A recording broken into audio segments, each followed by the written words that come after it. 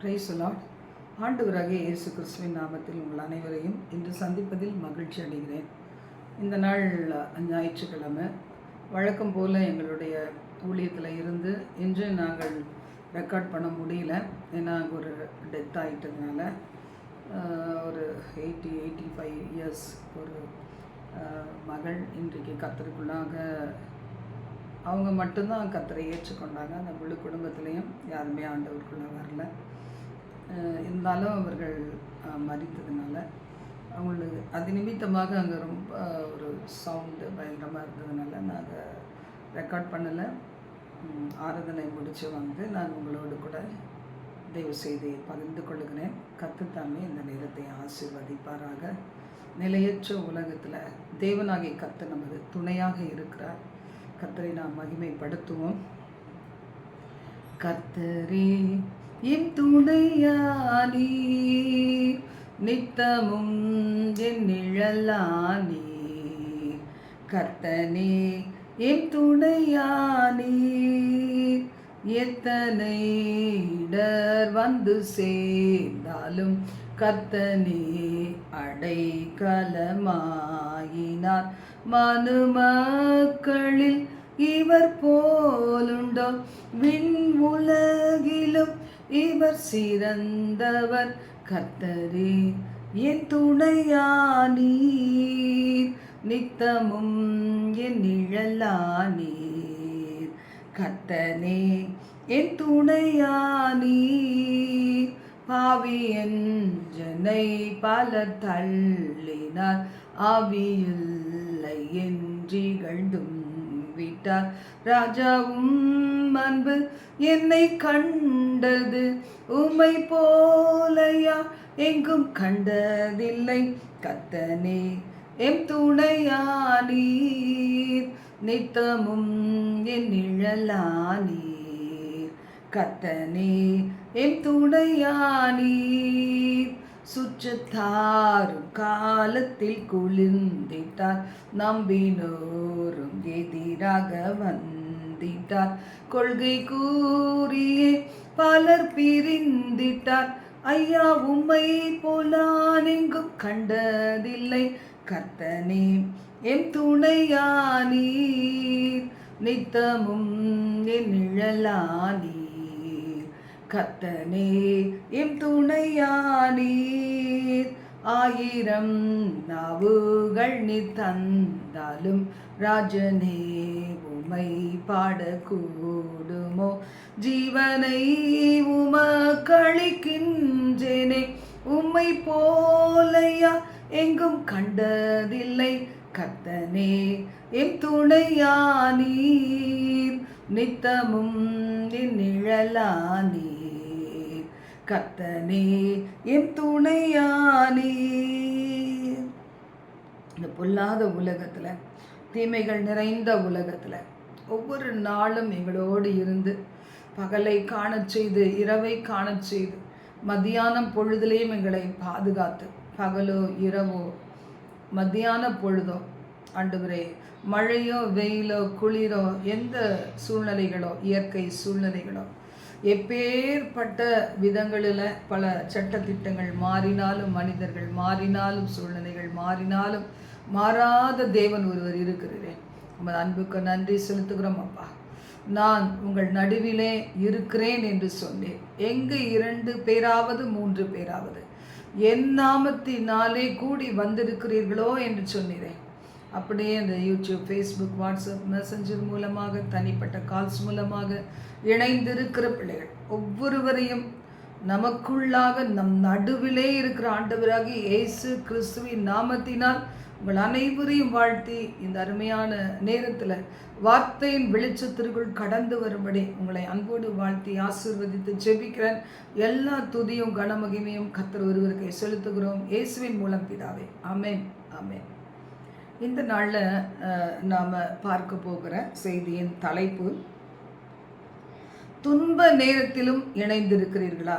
இயேசு உங்களோடு கூட இருப்பார் என்கிற தலைப்பில் தான் நாங்கள் இன்றைக்கு தியானித்தோம். அதை உங்களோடு கூட பகிர்ந்து கொள்ளுகிறேன்.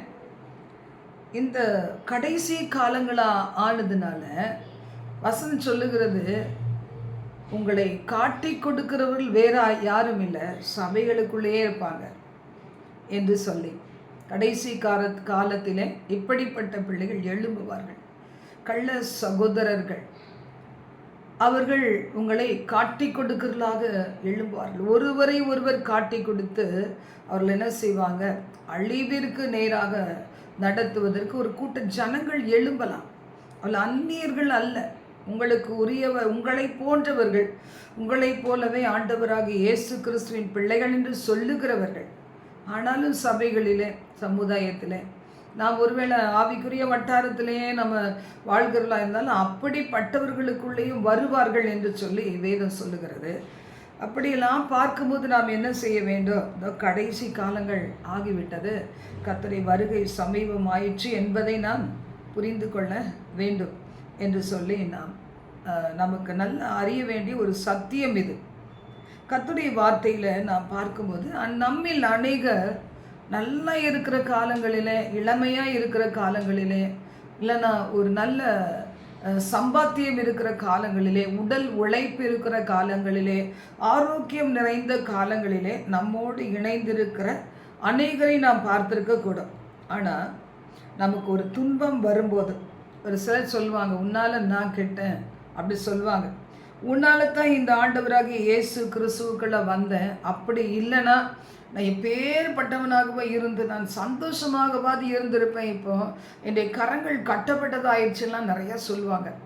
ஆனால் வசனம் என்ன சொல்லுகிறது? துன்ப நேரம், ஆபத்து நேரம், இப்படிப்பட்ட ஒரு தரித்திரத்தி நேரம், ஏழ்மை நேரம், சரீரம் உருக்குலைந்த நேரம், கைவிடப்பட்ட நேரத்தில் உலகம் எப்படி வேணா இருக்கலாம். ஆனால் அந்த நேரத்துலையும் நீ உண்மையாய் உன்னோடு இணைந்திருக்கிற பிள்ளைகளோடு இணைந்திருப்பாயே, ஆனால் உன் நடுவிலே நான் இருக்கிறேன், உங்கள் நடுவிலே அற்புதங்களை காண செய்வேன் சொல்கிறார். இதை குறித்து நாம் பார்க்கும்போது அப்போஸ்தலர் 16ஆம் அதிகாரத்தில் 16 முதல் 34 வசனங்கள் நம்ம பார்க்குறோம். நாங்கள் ஜெபம் பண்ணுகிற இடத்துக்கு போகையில் குறி சொல்லுகிற ஆவியை கொண்டிருந்து குறி சொல்லுகிறதினால் தங்கள் எஜமான்களுக்கு மிகுந்த ஆதாயத்தை உண்டாக்கின ஒரு பெண் எங்களுக்கு எதிர்பட்டாள். அவள் பவுலையும் எங்களையும் பின்தொடர்ந்து வந்து, இந்த உன்னதமான மனுஷர், உன்னதமான தேவனுடைய ஊழியக்காரர் ரட்சிப்பின் வழியை நமக்கு அறிவிக்கிறவர்கள் என்று சத்தமிட்டாள். இப்படி அநேக நாள் செய்து கொண்டு வந்தாள்.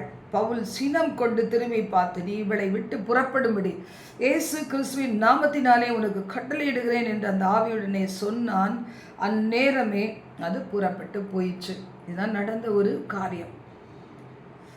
இப்போ அப்போஸ்தலர்கள் எப்படி இருந்தாங்க? அவர்களுக்கு ஒரு ஜெப வேளை இருந்தது. ஜெப வேளை, தனிப்பட்ட ஜெப வேளையும் கொர்நேலியு, பேதுரு போன்றவர்களுக்கு இருந்தது. ஆனால் ஜெப ஆலயத்திற்கு போகிற சில நேரங்களும் அவர்களுக்கு காணப்பட்டது. இன்றைக்கி நம்மை ஆராய்ந்து பார்க்கும்போது 2025 நமக்கு தனிப்பட்ட ஜெப நேரங்கள் காணப்படுகிறதா? அல்லது தேவ ஆலயத்திற்கு சென்று சில பேர் 12 மணி நேர உபவாச ஜெபங்கள் வைக்கிறாங்க, 24 மணி நேரம் வைக்கிறாங்க. பல விதத்தில் தேவனுடைய ஊழியர்கள் அவர்களுக்கு ஒரு எச்சரிப்பை பெற்று சில விழிப்புணர்வினால் பல காரியங்கள் செய்யும்போது நாம் அப்படிப்பட்ட ஒரு ஊழியங்களிலே கலந்து கொள்ளுகிறோமா? என்னதான் ஒரு வரைமுறைப்படுத்தப்பட்டு அவர்கள் தெய்வ ஊழியர்கள் சொன்னாலும் நாம் ஜெபம் பண்ணுகிற இடத்துக்கு நாம் போகிறோமா? இந்த இடத்துல பாருங்கள், அப்போஸ்தலர்களுக்கு ஜெபம் பண்ணும்போதே, அந்த இடத்துக்கு போகும்போதே அவங்க என்ன செய்கிறாங்க? முழுக்க முழுக்க ஆவியானவரால் நிரம்பி அவங்க போயிருப்பாங்க. ஏன்னா நமக்கு கிடைத்திருக்கிற ஒரு வாழ்க்கை எதிர்க்கு அப்படின்னா தேவனை மகிமைப்படுத்துவதற்கு. சமயம் வாய்த்தாலும் சமயம் வாய்க்காமல் போனாலும் திருவசனத்தை உபதேசிக்கும்படி நீங்கள் ஜாக்கிரதையாருங்கள்னு சொல்லப்பட்டிருக்கு. இந்த இடத்துல பார்க்கும்போது இவர்கள் ஒருவேளை ஆவியில் நிறைந்தவர்களாய் ஆவியானவரோடு இணைந்து ஒருவேளை நடந்து போய் கொண்டிருந்திருக்கலாம். ஆனால் அந்த பரிசுத்த ஆவியனுடைய அபிஷேகம் அவர்கள் மீது இருந்ததினால பாருங்கள், அசுத்த ஆவி அது என்ன செய்து வெளியே வருகிறது. அந்த அசுத்த ஆவி எப்படி சொல்லுகிறது? நீங்கள் யார்? நீங்கள் ரட்சிப்பின் வழியை அறிவிக்கிற வழிகாட்டிகள் அல்லது ஊழியக்காரர் என்று சொல்லி சத்தமாய் அது சத்தமிடுகிறது அந்த பெண்ணுக்குள்ளேருந்து. அது ஒரு எப்படி இருந்திருக்கும், ஒரு நார்மல் சத்தமாக இருந்திருக்காது, அப்நார்மலாக அப்படி ஒரு எரிச்சலை மூட்டக்கூடிய விதத்தில், மைண்டை டிஸ்ட்ராக்ட் பண்ணக்கூடிய விதத்தில் வந்திருக்கலாம். அப்போ இதை ஒரு நாள் இல்லை, தினந்தோறும் அந்த ஆவியுடைய மனுஷி இவர்கள் ஜெப ஆலயத்திற்கு போகும்போதெல்லாம் எப்பொழுதும் தொந்தரவு பண்ணிக்கொண்டே இருக்கிறார். அப்போ ஒரு நாள் இவர்கள் என்ன செய்கிறாங்க, பவுல் சொல்கிறார், சினம் கொண்டார். ஸ்பிரிச்சுவலி நம்ம ஆண்டவருக்குள்ள ஒரு நோக்கத்தோடு நாம் செயல்பட்டு கொண்டிருக்கும் போது எதிரிட்டு வருகிற சாத்தாண்டி கிரிகளை நாம் பார்க்கும்போது கடிந்து தான் அப்புறப்படுத்த முடியும். அப்போ இந்த இடத்துல அப்படி சினம் கொண்டு, இந்த பொல்லாத ஆவியை நீ அவளை விட்டு புறப்பட்டு போ அப்படின்னு சொன்னோடனே அது புறப்பட்டு போயிற்று. இதனால் நடந்தது என்ன, அவளுடைய எஜமான்கள் தங்கள் ஆதாயத்து நம்பிக்கை அற்று போகிறது என்று கண்டு. இதுதான் நம்மை தேவ பிள்ளைகளை ஏன் பகைக்கிறாங்கன்னா, நமக்குள்ள ஆண்டவராகி கர்த்தர் நாம் பரிசுத்த ஆவியானவரை சுமக்கிற பிள்ளைகள், இயேசுவை சுமக்கிற பிள்ளைகளாய் நாம் கடந்து போகும்போது எங்கெல்லாம் இருளில் இருக்கிற ஜனங்கள், இருளில் இருக்கிற ஜனங்களை ஆட்டி படைக்கிற இருளின் கிரியைகள், எல்லைக்காவல் பிசாசுகள், அந்தகார வல்லமைகள் எதிர்த்து வருகிறது. இப்போ இந்த இடத்துல பார்க்கும்போது அந்த ஆவி உடையவர்கள் மட்டும் சந்தோஷமாக இருப்பாங்களா? அவர்களை அலைக்கழித்து கொண்டே இருக்கும். இந்த குறி சொல்லுகிற ஆவி உடையவர்கள், விக்கிரக ஆவி உடையவர்கள், செத்த ஆவிகளை உடையவர்கள், ஹெச்ஐபி சாசுகளை உடையவர்கள், அவர்களால் அவங்க மட்டும் சந்தோஷமாக இருப்பாங்களா? நிம்மதியாக சாப்பிட முடியுமா? இல்லை தூங்க முடியுமா? தனிமையில் சந்தோஷமாக இருக்க முடியுமா? பாவம் செய்யாமல் இருக்க முடியுமா? பாவம் மன்னிப்பு நிச்சயத்தை பெற்றிருக்க முடியும்? ஒன்றும் கிடையாது.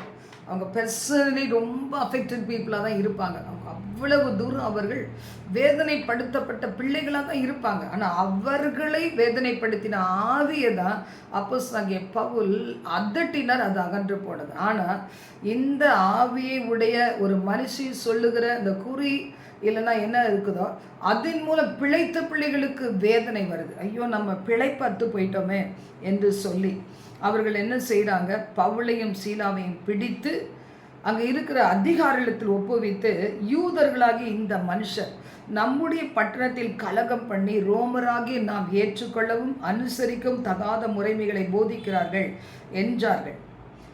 அப்போ எந்த மாதிரி வார்த்தைகளை சொன்னால் இந்த பவுலும் சீலாவும் தண்டிக்கப்படுவாங்க, அழிக்கப்பட்டு விடுவாங்க, நம்ம தொழிலை திரும்ப துவங்கலாம் என்கிறது தான் நோக்கமாக இருந்ததே தவிர, அப்போ அவங்க அதிகாரங்களை துஷ்பிரயோகம் செய்கிற பிள்ளைகளை தங்கள் கரங்களிலே வைத்துக்கொண்டு அவர்களிடத்தில் சொல்லும்போது அவர்கள் என்ன செய்கிறாங்க, அதிகாரிகளுக்கு அதிகாரம் உண்டுல்ல, அவங்க என்ன சொல்கிறாங்க என்று பார்க்கும்போது வஸ்திரங்களை கிழித்து போடவும் அடிக்கவும் சொல்லி அநேக அடிகளை அடித்த பிறகு சிறைச்சாலையிலே அவர்களை வைத்து பத்திரமாய் காத்துக்கொள்ளுங்க சிறைச்சாலைக்காரனுக்கு கட்டளையிட்டார்கள். உடனே அதே மாதிரி இவங்கள செயல்படுறாங்க. உட்காவல் அறையிலே அடைத்து அவர்களை கால்களை தொழுமரத்தில் கட்டி வைத்தான். இன்னைக்கு சிறைச்சாலை அனுபவம் ஒவ்வொரு நாடுகளில் ஒவ்வொரு விதமாக இருக்கும். ஒரு குறிப்பிட்ட நாட்டில் பார்த்தீங்கன்னா ரொம்ப ஷார்ட்டான அவ்வளோ இடம் தான் இருக்கும். இப்போ ஒரு 5 அடி உள்ளவங்க என்ன செய்ய முடியாது, நிற்க முடியாது, உட்காரவும் முடியாது. இதுவே 5 பாயிண்ட் அப்படின்னா எவ்வளோ இடம் வேணும், அவங்க நிற்கிறதுக்கு இடம் வேணும். நிற்கிறதுக்கோ உட்கார்றதுக்கோ ஒன்றுமே இடம் இல்லாதபடி அந்த சிறைச்சாலையின் வாழ்க்கையை அவங்களை சாகடிச்சுக்கிற அளவுக்கு அவர்களை துன்பத்தை அவர்களுக்கு கொடுப்பாங்களாம். அதுக்கு பிறகுதான் தீர்ப்பே வரும். அப்படி இருக்கும்போது இவர்களுக்கும் அப்படி தான் அவளை கால்களை தொழு மரத்தில் மாட்டி வைத்து அவங்க கடூரமான துன்பங்களிலே இருக்கிறாங்க. இப்போ நம்மளை நினச்சி பாருங்கள், ஆண்டவர் சொன்ன மாதிரி கடைசி காலத்தில் ஒருவரை ஒருவர் காட்டி கொடுத்து ஒருவரை ஒருவர் பகைப்பீர்கள், இதெல்லாம் நடக்கும்னு சொன்னாரே. இந்த இடத்துல பார்க்கும்போது ஜெப வேளையிலே நண்பர்களாக ஒருவேளை பவுல் சீலா இருந்திருப்பாங்க. ஜெப ஆலயத்திற்கு போவதில் ஒன்றாய் இணைந்திருந்தாங்க. அந்த பிசாசை துரத்தும் போது பவுலும் சீலாவும் ஒருமனப்பட்டு துரத்தினாங்க. ஆனால் துன்பம் வரும்போது காட்டி கொடுத்தாங்களா? கஷ்டங்கள் வரும்போது, எதிர்ப்புகள் வரும்போது காட்டி கொடுக்கலை. இங்கே ஒரு சின்ன காரியத்துக்கெல்லாம் பயந்து நடுங்குகிற பிள்ளைகள் காணப்படுகிறாங்க.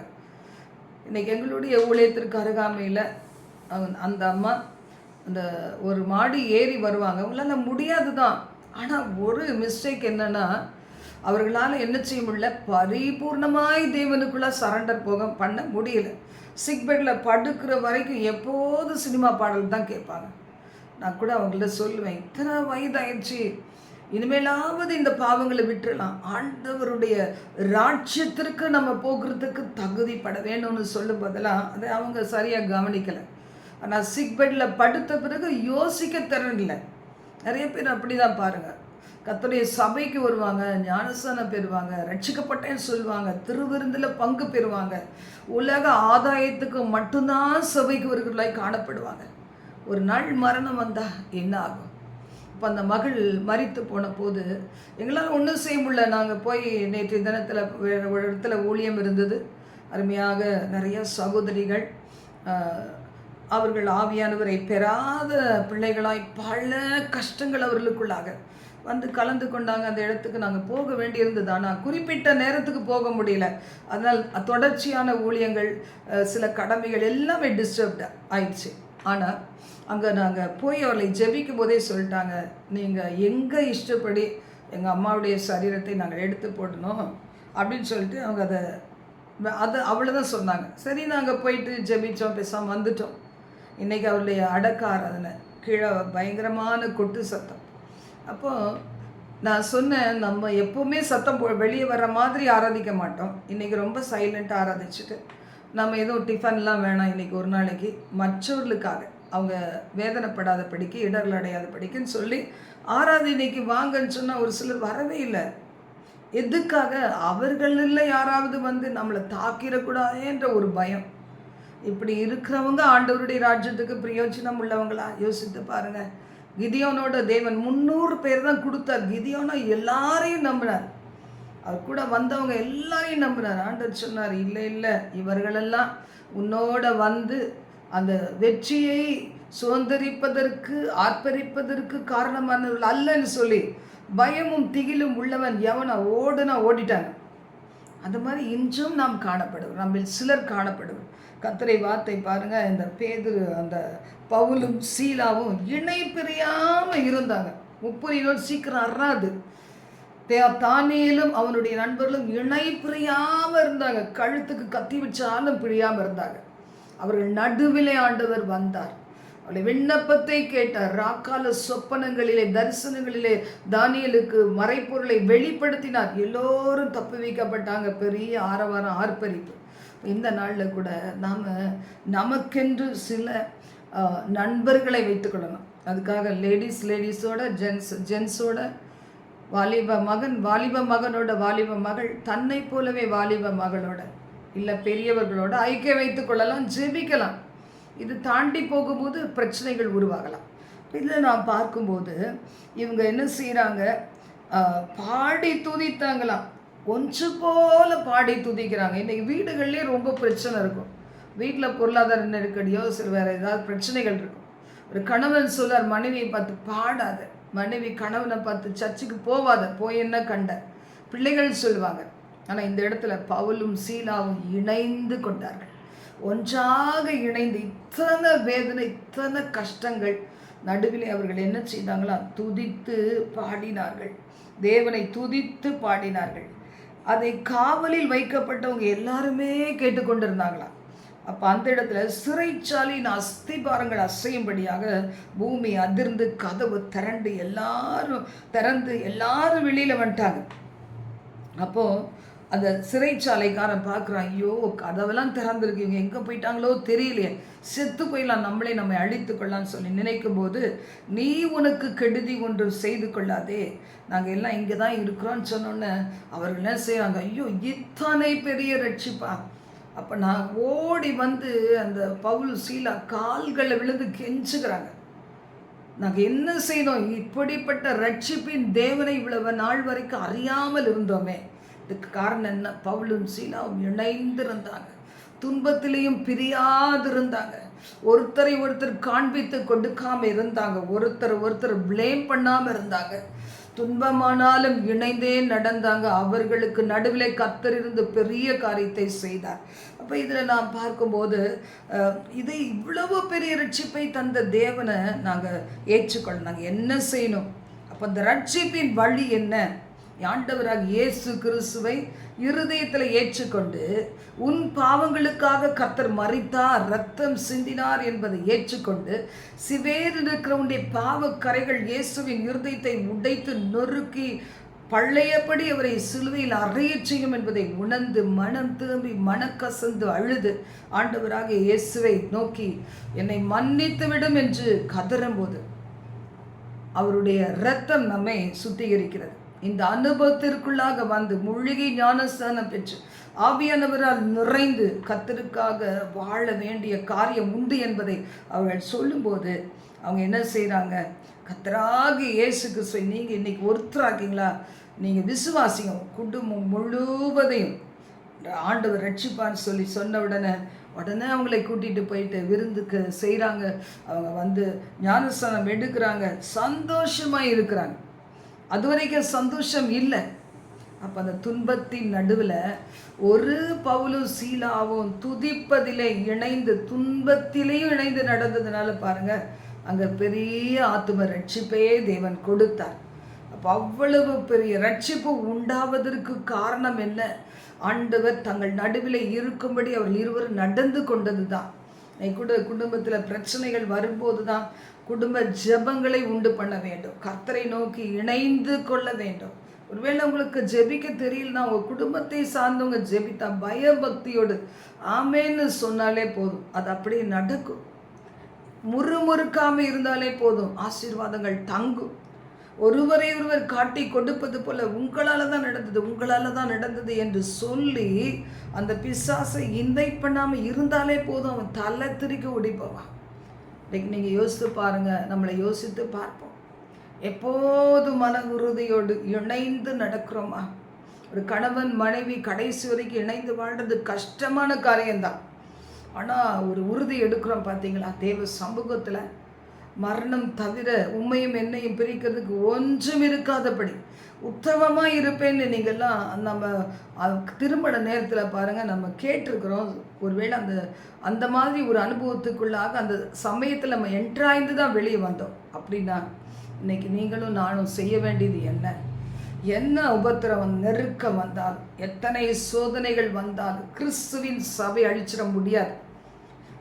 அந்த சபை ஆண்டவருடைய இரத்தத்தினால் சம்பாதிக்கப்பட்ட சபையாக இருக்கிறதுனால வைராக்கியம் உள்ள தேவன், மணவாளனாகிய தேவன், மணவாட்டி சபைகளை குறித்து கரிசனையுள்ள தேவன், அவரே வழக்காடுவார், அவரே யுத்தம் செய்வார், அவரே உங்களை பாதுகாத்து உயர்த்துகிற தேவனாக இருக்கிறார்.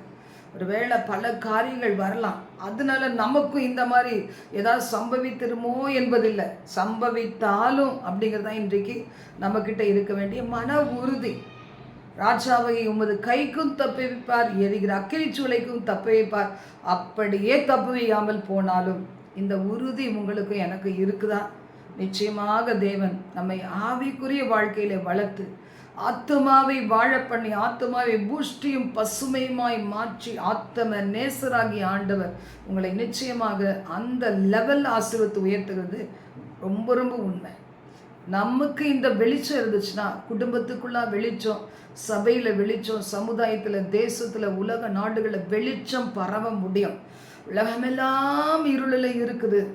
இந்த இருளை பார்த்து வெறுத்து என்ன பிரயோஜனம், கவலைப்பட்டு என்ன பிரயோஜனம், தள்ளிவிட்டு என்ன பிரயோஜனம்? ஆத்தும பாரத்தோடு ஆண்டவருடைய இயக்கத்தை சுமந்து கொண்டு கர்த்தர் சமூகத்தில் கதறி ஜெபிப்போம். கர்த்தர் உங்கள் ஜெபத்தை கேட்டு பெரிய காரியங்களை செய்வார். ஆண்டவருடைய அநேக ஆயிரங்களின் சிறையிருப்புகளை மாற்றுவார். இன்னைக்கு ஒப்பு கொடுப்பீங்களா? அச்சம் பண்ணலாமா? எங்கள் பரலோக தேவனை, இந்த சத்தம் கேட்ட தமது பிள்ளைகள் ஒவ்வொருவரையும் இந்த வார்த்தைகளின் நன்மைகளுக்கு ஒப்பு கொடுக்கிறப்பா, சத்தியத்தின் வெளிச்சத்திற்கு ஒப்பு கொடுக்கிறப்பா. சாத்தான் கொண்டு வருகிற பிரிவினையின் ஆவிகள், பிரிவினையின் எண்ணங்களை கடிந்து அப்புறப்படுத்தி விட்டு ஆண்டவரே கர்த்தருடைய பிள்ளைகள் இணைந்து செயல்பட கிருபை தருவீராக. 2 பேர் ஒவ்வொரு காரியத்தில் ஸ்ட்ராங் ஆண்டவரே நல்ல ஒரு விசுவாசத்துக்குள் தங்களை உறுதிப்படுத்தி கொண்டு செயல்படும் போது அவர்கள் நடுவில் இருந்து பெரிய காரியங்களை செய்யும். ஒவ்வொருவரையும் அணைத்துக் கொள்ளும். வேண்டுதல்களை நிறைவேற்றும் ஆண்டவரே ஆசீர்வதிப்பீராக. சத்துருக்களுக்கு முன்பாக ஒரு பந்தி ஆயத்தப்படுத்தி ஒவ்வொரு பிள்ளைகளுடைய தலையும் எண்ணெயால் அபிஷேகம் பண்ணுவிப்பீராக.